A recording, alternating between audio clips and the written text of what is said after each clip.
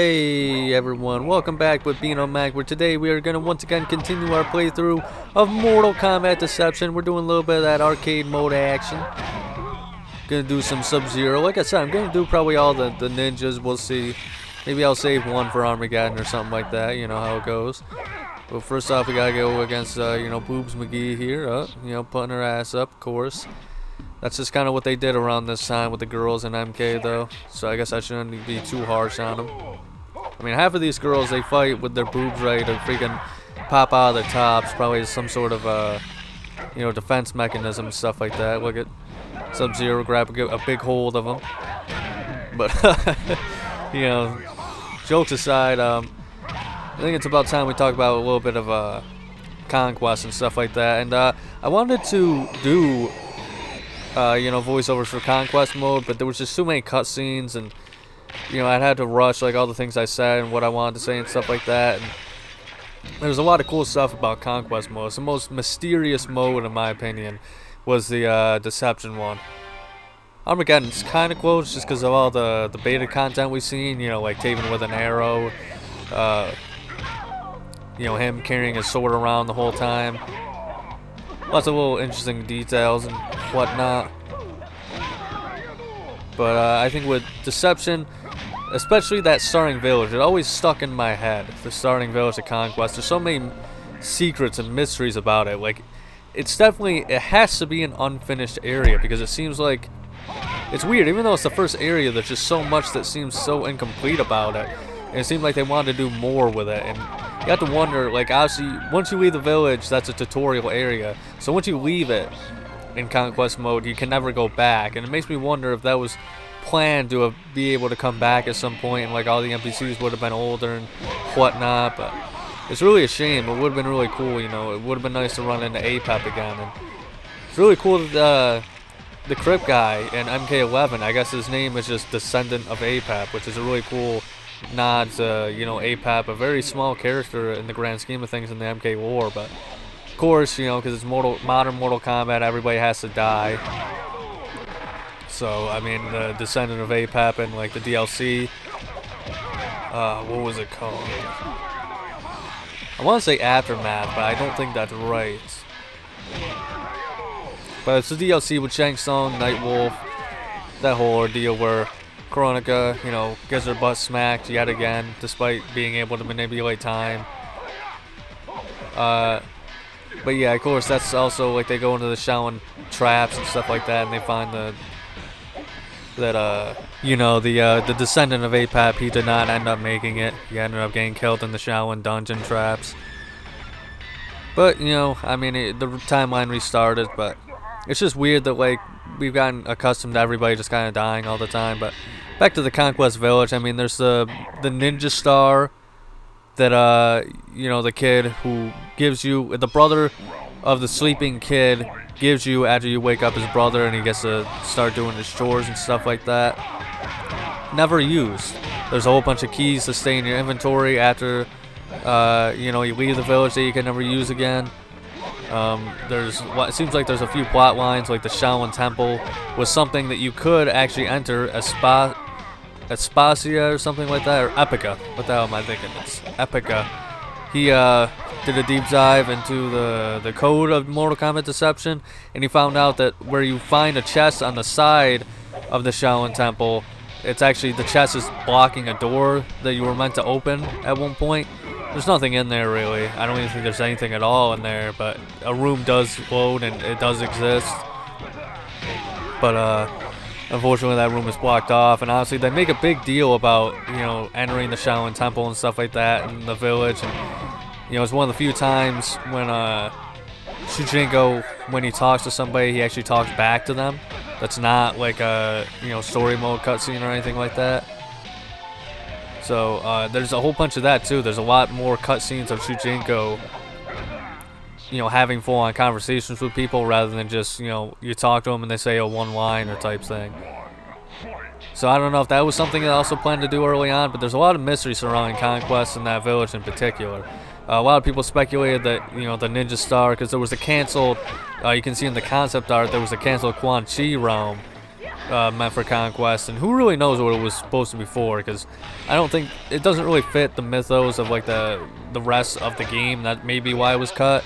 Or Conquest mode originally was going to be something very different for all we know.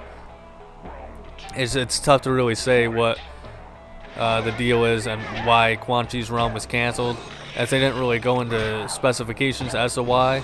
But it's just a really cool theory, and something a lot of people, one of the rumors back in the day was that, yeah, the Ninja Star was connected to the Quan Chi realm, and you had to use that in a specific area, and then the portal to Quan Chi's realm would show up, and that's how you would go to the final area of the game, and you would fight Onaga and Conquest mode is where you would fight Onaga at Shujinko, and that would be the true ending of the game. But obviously, as we know, that's not the case these days.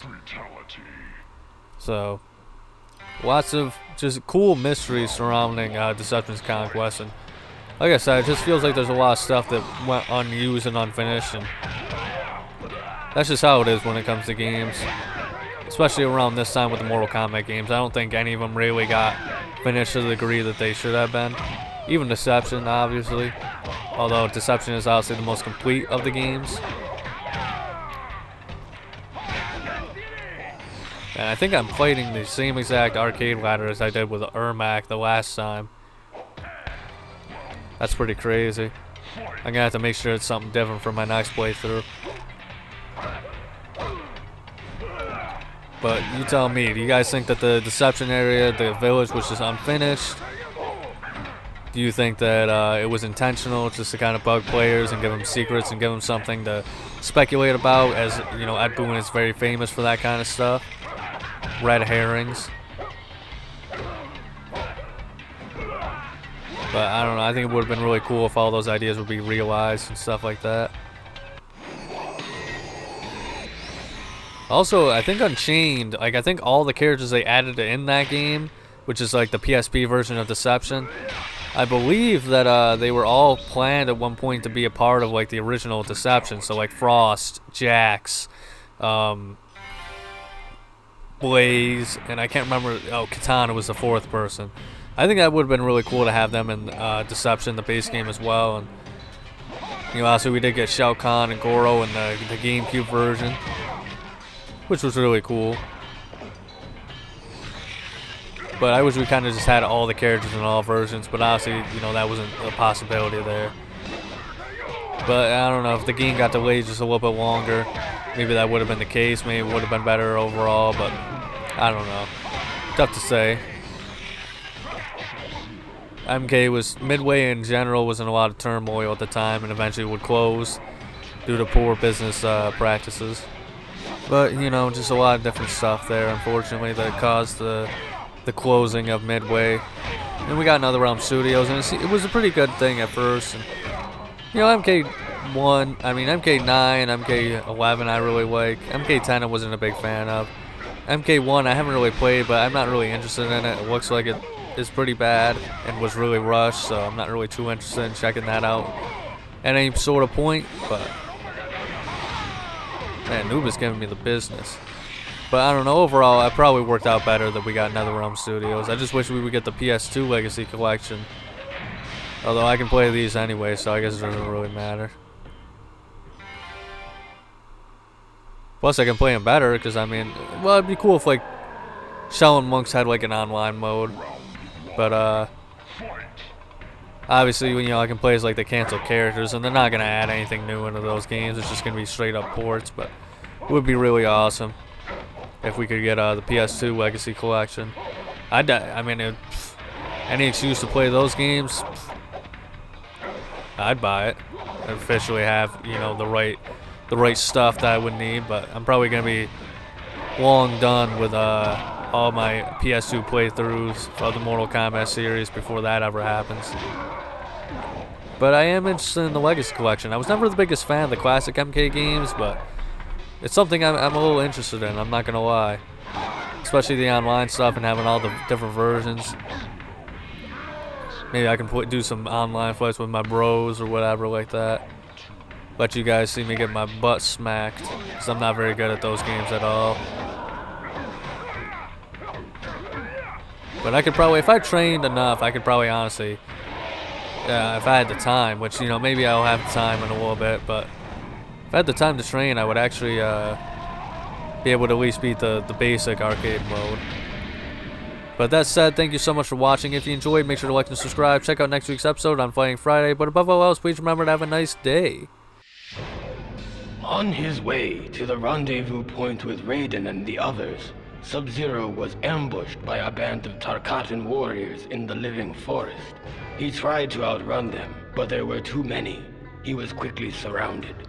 Sub-Zero decided that his last living deed would be to vanquish as many of these barbarians as he could before he succumbed to death. As Sub-Zero began his attack, he felt his armor speak to him. It guided and strengthened each blow as he broke their limbs and crushed their skulls. At his feet, a dying Tarkatan warrior uttered the words, "Long live the Dragon King."